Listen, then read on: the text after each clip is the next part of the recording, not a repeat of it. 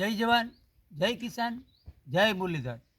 આજે તારીખ 11 અને 11 તારીખ 12મો મહિનો અને 2025। હવે મિત્રો આપણે આજે તમને ઝાકરની હવામાન વિશે માહિતી આપી, પણ સાથે આપણે ખાતરની પણ માહિતી આપશું। પહેલાં ઝાકરની માહિતી આપી દઉં કે આજે 11 તારીખ પછી કાલે 12 અને 13 તારીખ 2 દિવસ કચ્છની અંદર આપણે નલિયા અને ખાવડા વિસ્તાર એની અંદર ઝાકરનું પ્રમાણ 2 દિવસ વધારે રહેશે। ઝાકર આવે તેવી શક્યતા છે અને પશ્ચિમ સૌરાષ્ટ્રના અને સૌરાષ્ટ્રના બીજા વિસ્તારોમાં કોઈ એકલ દુકલ સેન્ટરમાં કોઈ સીમિત વિસ્તાર પૂરતી ઝાકર જોવા મળે તો ભલે, બાકી અફવારૂપ રહેશે। પણ કચ્છના વિસ્તારોમાં 13 તારીખ સુધી ઝાકર જોવા મળશે। પણ આ માહિતી ઝાકરની હતી। પણ આજે તમને ખાસ મિત્રો એક આપણા ખેડૂત ભાઈની અનુભવ કરી અને જે આ માહિતી આપવાનો પ્રયત્ન કરું છું કે અત્યારે આપણે સોશિયલ મીડિયાની અંદર, ટીવીની અંદર આપણે જોઈએ છીએ કે આપણે ખાતર નથી મળતા, ડીએપી નથી મળતું, ઉરિયા નથી મળતું, અન્ય ખાતરો આપણે નથી મળતા, જે આપણા ખેડૂત ભાઈઓ લાઇનમાં ઊભા છે। પણ મિત્રો સામાન્ય ખેડૂત છું અને તમારા જેવા ખેડૂત ભાઈઓ અગર મોટા ખેડૂત ભાઈઓ હોય એમના અનુભવ કરી અને માહિતી લઈ અને હું પણ જાતે પણ મહેનત કરી અને તમને માહિતી આપવાનો પ્રયત્ન કરું। જોઈ શકો છો મિત્રો કે આ જે માટી છે, અમુક મિત્રો એવું કહે છે કે આપણે જે માટી, ઝીણી એવી માટી હોય એ માટી લઈ અથવા અમુક રેતી લેવાની, રેતી એમાં આપણે જે ગાયનું સાણ કે અથવા આપણે ભેંસનું સાણ હોય તેને આપણે મિક્સ કરી અને માની લ્યો કે 20 કિલો કે 30 કિલો માટી કે રેતી હોય તો સાથે 30 કે 60 કિલો આપણે આપણે જે સાણ હોય આપણું ગાયનું કે અથવા ભેંસનું સાણ હોય તેને કેરવી અને આ રીતે કરી નાખવાનું સાવ તાજું।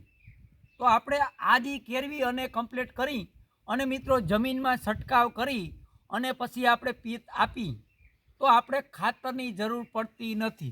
આ હકીકત છે મિત્રો। આ પોતે તમે જો મારા હાથે ભર્યા છે, હું પોતે જો આ મહરું છું અને મહેનત કરું છું, હું મારી જમીનની અંદર અનુભવ કરી, મેં અગાઉ તમને કીધું કે આપણે કોઈ ખાતર વાપરતા નથી। એટલે માટે આ એક પ્રયાસ છે કે આપણા તમામ ઓલ ગુજરાત, સૌરાષ્ટ્ર અને કચ્છ સુધીના ખેડૂત સુધી આ માહિતી પહોંચી શકે કે હવે આપણા આગળ સમય એવો મિત્રો, આગળના દિવસોમાં પણ સમય એવો આવશે ક્યાંક ને ક્યાંક ખાતરોના ભાવ વધતા જશે તો આપણે એનાથી મુક્ત થવું જ છે।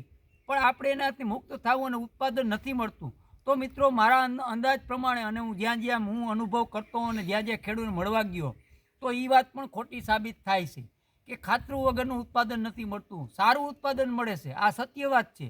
પણ આપણે આનાથી મુક્ત થવું પડશે, એના માટે આપણે મહેનત કરવી પડશે।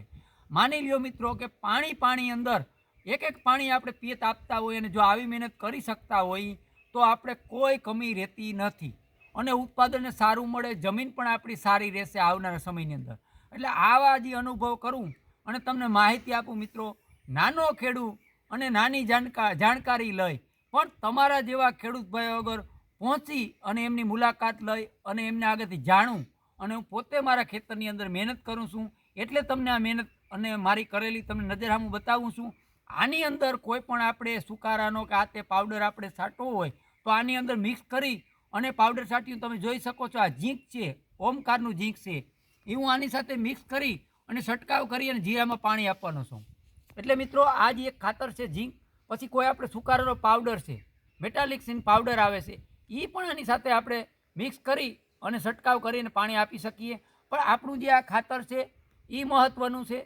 આનું આપણે લાગે મિત્રો કે આપણે જે ખાતર ભરી જમીનની અંદર વીઘે 1 ટ્રેક્ટર કે 2 ટ્રેક્ટર, પણ આ તાજું ખાતર ગાયનું કે અથવા ગાયું ના હોય એને ભેંસનું ખાતર આવી રીતે રેતીમાં અને માટીમાં મિક્સ કરી અને ખરેખર મારા અંદાજ પ્રમાણે ડીએપી વીઘે 3 કિલો નાખી કે મણ 1 નાખી, આ ખાલી વીઘે માટી સાથે આપણે ખરેખર 2 મણ નાખી દઈએ તો મારા અંદાજ પ્રમાણે સારી રિકવરી મોલમાં અને સારું ઉત્પાદન પણ મળી શકે।